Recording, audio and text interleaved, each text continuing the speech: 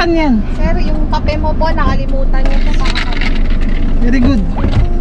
So, good morning mga kaibigan. Time check tayo, 11:05 AM.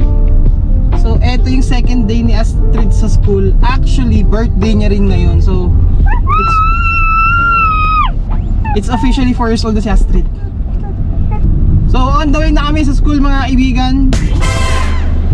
So, mga kaibigan, kaka-drop off ko lang kay Astrid.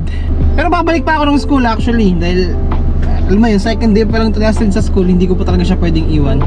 Tsaka ito ay saling ket-ket lang sa kinder.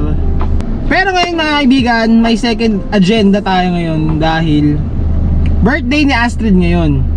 Ngayon, umorder sila ate ng Jollibee pangpakain doon sa klase na sinalihan ni Astrid. Tapos, walang drinks yon. So, bibili ako ng drinks nila, which is, it's either Zest o kaya naman Minute Maid. Ano may sinabi ni ate? Minute Maid nga. So guys, nandito na ako sa may Robinson. At dito ako nag-park sa almost rooftop. Kumaga, ay yung rooftop ng parking nila. Kumaga, 3rd floor and a half.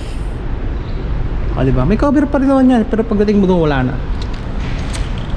Putang ina, hindi ko alam kung saan yung supermarket dito dahil matagal na ako hindi napunta rito. So ang bibilin ko, it's either Zest o kaya Minute Maid. Dun sa dalawang yun. Hindi ko alam kung alin sa dalawa. Ayan na, nabili ko na.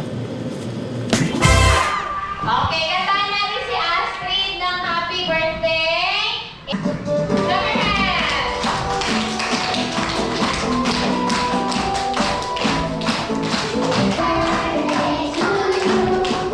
Happy birthday to you.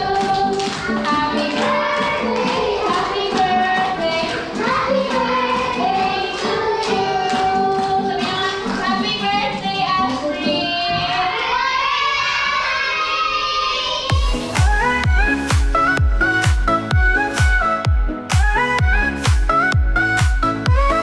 Birthday time so fun.